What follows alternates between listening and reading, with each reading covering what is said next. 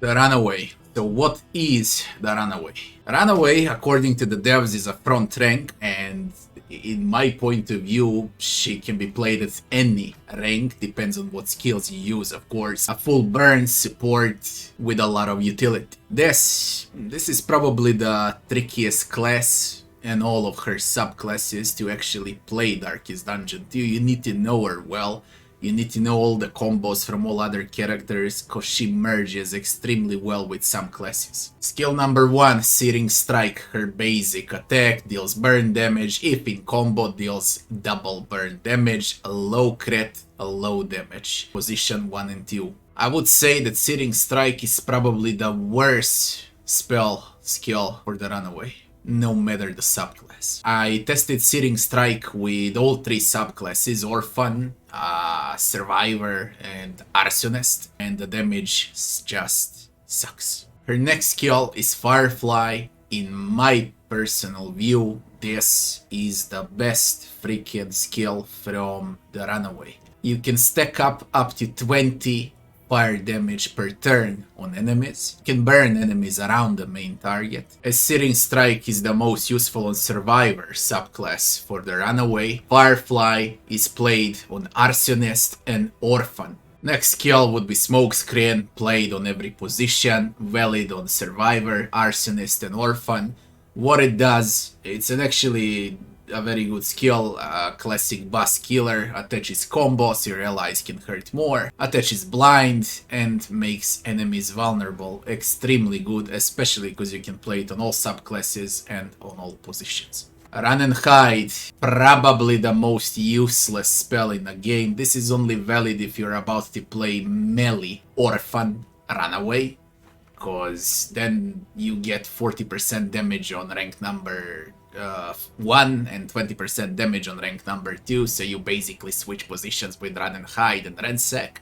But truth to be told, this skill needs a buff or a complete rework.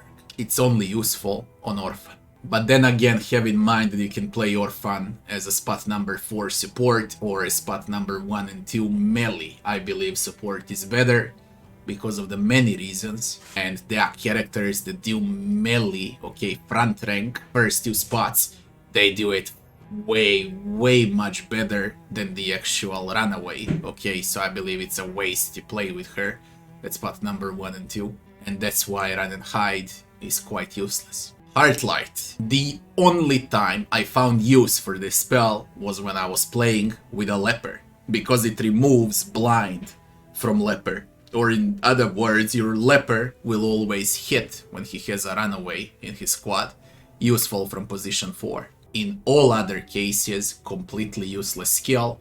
It can be equipped on all 3 subclasses, Survivor, Arsonist, and Orphan. Ransack.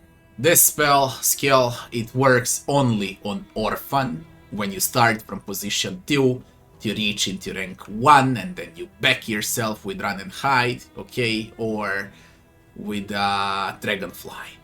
Alright, so this skill, again, I already said that there are characters that do it far better, even though this one has a pull and it moves her forward, damage is just a low. This one would be valid only on Orphan.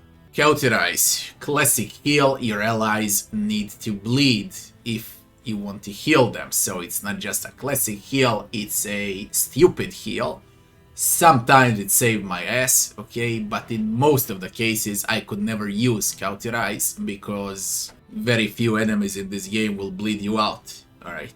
Best to be played on support, Orphan, Arsonist, Survivor, all of them can use Cauterize. Now, controlled burn. Okay, you apply fire on attack, or better to say every ally that attacks an enemy will apply fire damage. This is a boss killer spell, very useful, but again there are better spells to cast than this one. All subclasses can use it, Survivor, Arsonist and Orphan.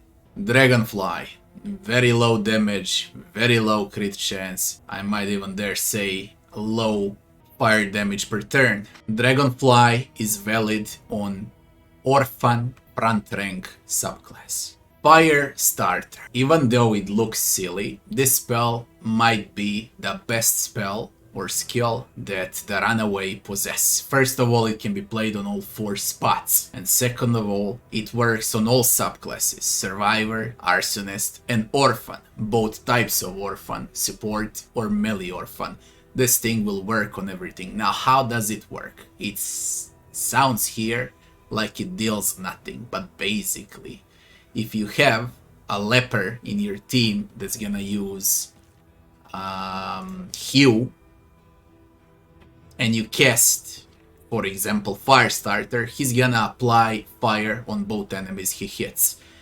Occultist Anamnesis can apply both bleeding and fire damage from that Runaway spell, and that's a lot, okay? It turns out to 68 damage per round only with a 1 skill. Now, same applies for all of those skills that target multiple enemies, like Jester's Harvest. Hellion's Breakthrough is absolutely ideal for her Firestarter spell because it targets the first 3 spots.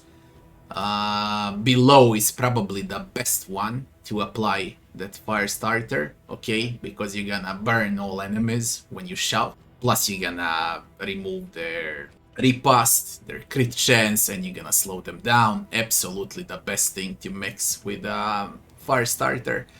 And of course, flashing daggers from the grave robber and plague grenade from the plague doctor. All of that merges extremely well with a Firestarter, so that's why I believe it's the best skill from the Runaway. A hidden gem.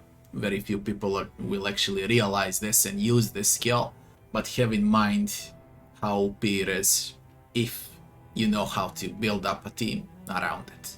Backdraft, if and only if you boost all of your allies to deal fire damage and then you stack it up on a boss, you can deal quite a lot of damage with Backdraft. I would not recommend this to anyone, okay, because you really need to know what you're doing to actually use this spell well. It goes only on Orphan, and that would be front rank Orphan, alright, and that's about it. How do we play Orphan? On position 3 or 4, where it actually deals crazy amount of fire damage. The main spell would be Firefly. We get a add-on of the Smokescreen for blind and to make bosses vulnerable. We get a bit of healing. Of course, we get a Heartlight because there is nothing better. The only thing that you can switch for Heartlight if you play without a Leper is for the Searing Strike in case you get shuffled, so you got something to play with. And we get a Firestarter, I already explained, it merges well with a lot of champions here. Now that would be for support position 3 and 4 Runaway Orphan. Now there is also position 1 and 2 Orphan, okay. Position 1 and 2 Orphan can be played in a lot of different ways, okay. Opening up with a Searing Strike, healing up your allies, fire starting on some of your allies, Dragonfly to move backwards if you're on a position number 1, burn enemies, and get back up front to ransack them. You can always switch healing for controlled burn, so you can hurt enemies even more, but then you need to know what you're doing, because there are no room for mistakes if you play without healing. If it says Arsonist here instead of Orphan, you're gonna use the build that I gave for Orphan position 3 and 4. What Arsonist does, you get a better chance to burn enemies, okay, and that's about it, the only main difference for this subclass. If it says Survivor instead of Orphan, then your healing skills will be 50% stronger and you start combat with dodge and speed. That Survivor can be played as both builds that I gave for Orphan, rank 1 and 2, rank 3 and 4. It depends whether you want to play with Firefly or want to play with melee damage, alright? And that's the entire difference between subclasses. They're very similar, okay? The only thing that you should pay attention to is the position. If you plan to deal damage over time, your position 3 and 4. If you plan to buff your allies, to debuff enemies, and of course to deal some damage on them, then it's position 1 and 2. No matter the subclass, Orphan, Survivor, or Arsonist. Now, are hero shrines important for the runaway? You should consider doing them the last, okay? Because this is a very hard class to play, okay? The runaway. It requires also for all other classes to max out their skills so she can shine, alright? Because most of her skills are connected to some of those advanced skills later on. So upgrade this the last. How do we play Runaway? It depends on what type of Runaway you plan to play with. Survivor, Arsonist or Orphan. Is it Orphan position 1 and 2 or Orphan position 3 and 4? In this case, I placed her on position 4, which means this is a burn Orphan, burn damage Orphan, okay? You want burn trinkets, you want to burn enemies, and do not waste a single turn doing something else. If someone is on a death's door, then you can consider using healing. Not before that, because you're losing precious rounds to deal even more burn damage. If there is a huge monster across, okay, a boss or something like that, you can open up maybe with a smokescreen to try and blind the enemy. What's actually very good on a Firefly? Firefly, it doesn't matter if it's gonna deal damage or not, okay? What matters is that they burn, okay? So what does it mean? It means that you can remove armor from enemies very easily, because you don't care if they're gonna mitigate damage, they're still gonna burn for the same amount, and that's a very good thing. Now, it all depends how you want to play this, okay? I said for Orphan, there are multiple things that you can do. Firestarter on Below from Men-at-Arms, on Breakthrough from Hellion, all of that's gonna work. Those are good openings also, alright? If you have a Leper in your team and he's blinded, a very good opener would also be Heartlight. In this case of Orphan ranged, that I believe is the best in the game, if there is no one to burn, of course. Right now with a Firefly, you're gonna use Firefly non-stop, okay, but in this case, you just blind the fucker and he's gonna miss. After that, you're gonna stack up that burn damage and that's about it. What are the good trinkets on a Runaway?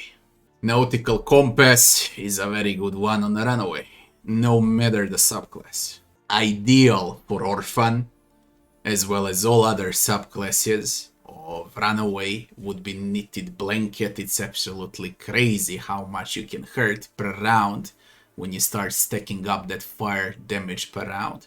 Curing Koopa can also be very good because you can apply both Burn and Blight at the same time. There's a 33% chance that you're gonna do it on every hit.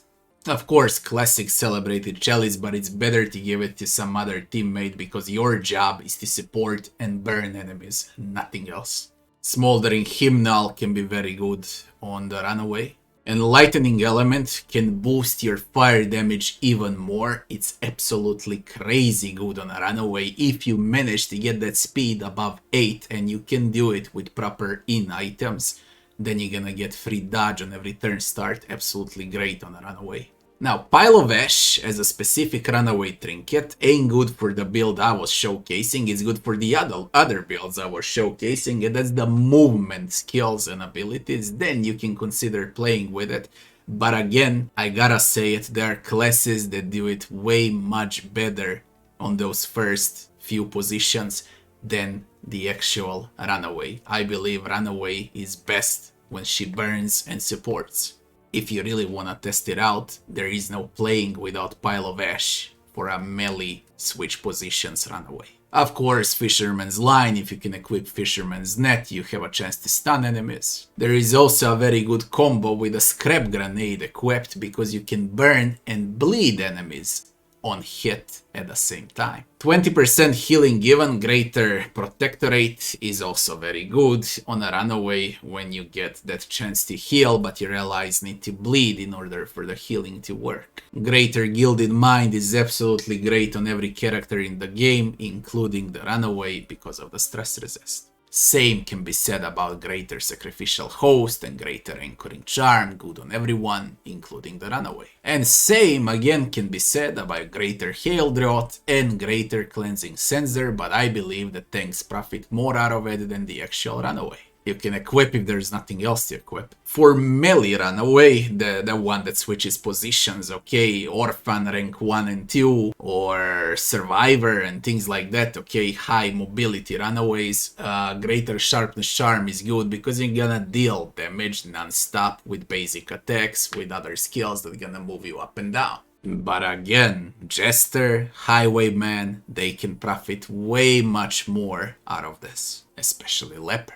Greater Heartseeker, good on melee Orphan. Do not equip this one if you're gonna play with burn, because you don't care if you crit or not, like your base damage is 2 or 3, when you crit it's 4 or 5, completely useless. If you decide to play movement melee Runaway, then Seaman's Boots are good because you can get free dodge. Greater Wolf's Blood, absolutely great on everyone, including the Runaway.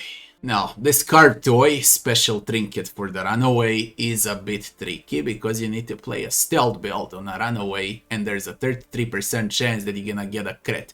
And even when she crits, she doesn't hurt that much. So, what is good here? The good here is Heartlight skills that can give combo skulls on enemies because Heartlight targets all enemies. So basically, you'll usually have combo on 1 or 2, or if you're lucky enough, 3 out of 4 enemies combo skulled with one stupid skill. This can work on all classes, subclasses for the run. Now what about low tier trinkets? Basically, everything that's gonna have stress resist is good on her, healing given, good on her, speed, alright, or flat resist like bleed, blight, burn. Although when you play now when you have a Runaway in your team, because she heals when allies are bleeding, you should not equip trinkets that gonna give bleed resist, because you want your teammates to bleed so you can actually heal them. Okay, so pay attention that your team doesn't have any bleed trinkets equipped. That's the entire point with her. You want your allies to bleed. So attach blight, burn resist, stun resist, I don't know, death resist, more health, stress resist, speed trinkets, okay. You can even equip minus crit and minus damage trinkets that gonna give more HP, because in most cases you won't care if she hurts or not. You only gonna care to control enemies and to make them on fire. Alright, and that's all about low tier trinkets. In buffs and respite for the Runaway. Of course, you need to give her food, okay, to raise the HP, and then what's good to have? Good things to have on her are dodge and stealth. In items that gonna provide dodge, health, and stealth are valid on the Runaway. Everything else that's gonna provide crits, damage, armor, raised damage, and so on, that's for the other teammates. I told you what in items to use on a Runaway. When and if you decide to play the Runaway as melee, of course that you want to use some different in items, all of those that I said that you don't need to use on an Orphan, and that would be damage, armor, movement, speed, dodge, all of that now is valid. But then you need someone else to support, okay? Because if your Runaway is a damage dealer, that means you need to have a Plague Doctor or Man-at-Arms as a support, something like that. Your entire composition changes, and I believe she's again best as Orphan in position number 4. Mastery Trainer for the Runaway. No discussion, you're gonna upgrade Firefly as the first skill. Smokescreen is a very good one to upgrade. Also later on map 3, map 2, you can opt in to upgrade Cauterize if you have enough mastery points, but it's not that important. If you want your allies to deal even more damage, Firestarter is a great upgrade. Again, you need to know what you're doing when you're upgrading Firestarter, or better to say, you need to have a lot of AoE skills on your other teammates for this to work. If you have a Leper in your team, you might consider upgrading Heartlight as soon as possible to remove blind from Leper. That would be it for the Runaway. Tricky class to play. I would not recommend this class to newcomers, okay? Maybe you can opt in for this Orphan build that I gave, because that's a simple one to play and probably the best. But as far as switching, moving positions and so on with Ransack, with Dragonfly and so on, I would not recommend that until you learn how to play the game, and for that you're gonna need 50-60 hours in a game. I'll thank you all for watching, and I'll be seeing you on the next one.